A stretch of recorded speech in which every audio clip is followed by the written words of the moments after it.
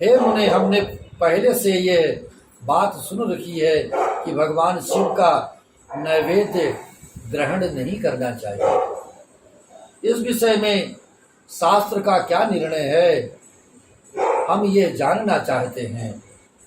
साथ ही बिल्व का महात्म क्या है, ये भी हमें श्रवण कराइए।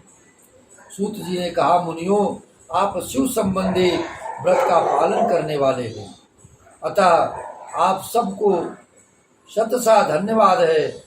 मैं प्रसन्नता पूर्वक सभी कुछ आपको बतलाता हूँ। आप सावधान होकर के प्रेम से, भक्ति भाव से इसका श्रवण करें। जो भगवान शिव का भक्त है, बाहर भीतर से पवित्र है और शुद्ध है, उत्तम व्रत का पालन करने वाला तथा दृढ़ निश्चय से युक्त है, वो शिव नैवेद्य का अवश्य भक्षण करे। भगवान शिव का नैवेद्य अग्राह्य है, इस भावना को मन से निकाल दे।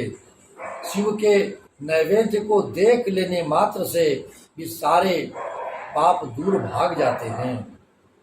उसको खा लेने पर तो करोड़ों पुण्य अपने भीतर आ जाते हैं।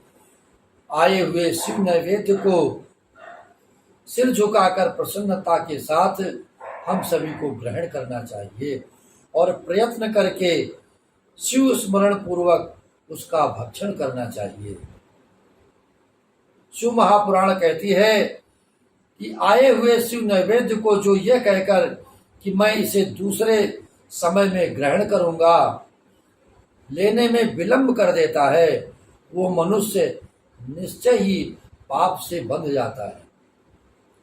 जिसने शिव की दीक्षा ली हो, उस शिव भक्त के लिए ये शिव नैवेद्य अवश्य भक्षणीय है, ऐसा कहा जाता है।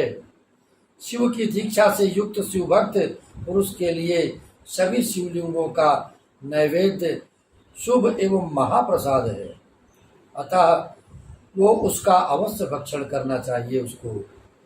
परंतु जो अन्य देवताओं की दीक्षा से युक्त है और शिव भक्ति में भी मन को लगाए हुए हैं, उनके लिए शिव नैवेद्य भक्षण के विषय में क्या निर्णय है, आइए ये जानने का प्रयास करते हैं।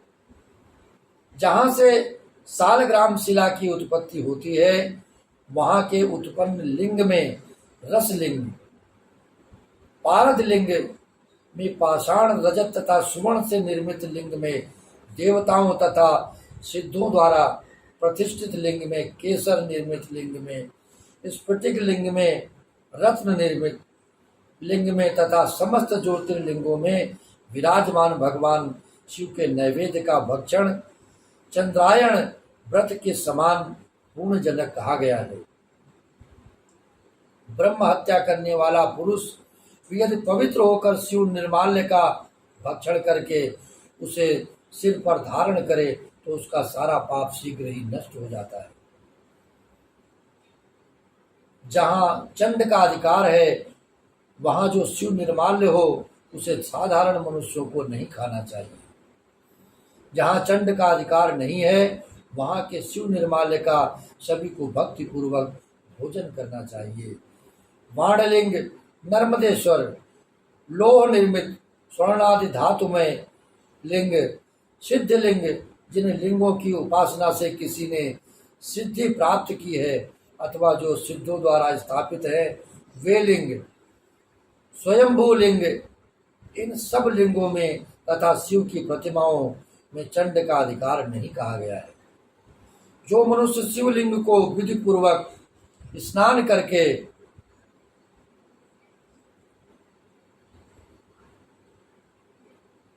उस स्नान के जल का 3 बार आचमन करता है, उसके कायिक, वाचिक और मानसिक तीनों प्रकार के पाप यहाँ शीघ्र ही नष्ट हो जाते हैं।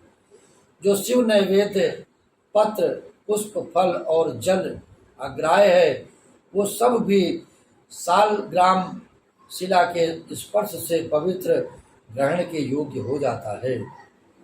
हे मुनीश्वरों, शिवलिंग के ऊपर चढ़ा हुआ जो द्रव्य है वो अग्राह्य है। जो शिवलिंग के ऊपर चढ़ा देते हैं उसे हमें नहीं लेना चाहिए, उस प्रसाद को। जो वस्तु लिंग स्पर्श से रहित है, अर्थात जिस वस्तु को अलग रखकर शिव जी को निवेदित किया जाता है, लिंग के ऊपर चढ़ाया नहीं जाता, उसे अत्यंत पवित्र जानना चाहिए। मुनीश्वरों, इस प्रकार नैवेद्य के विषय में शास्त्र का निर्णय यही बताया गया है। तो ये भ्रम अपने मन से निकाल देना चाहिए कि हमें किसी भी प्रकार का शिव प्रसाद ग्रहण नहीं करना चाहिए। ऐसा शिव महापुराण के द्वारा कभी नहीं कहा गया, और शास्त्र जो कहे उसका विधान हमें मानना चाहिए। केवल शिवलिंग के ऊपर चढ़ा हुआ प्रसाद हमें नहीं ग्रहण करना चाहिए, नहीं ग्रहण करना है।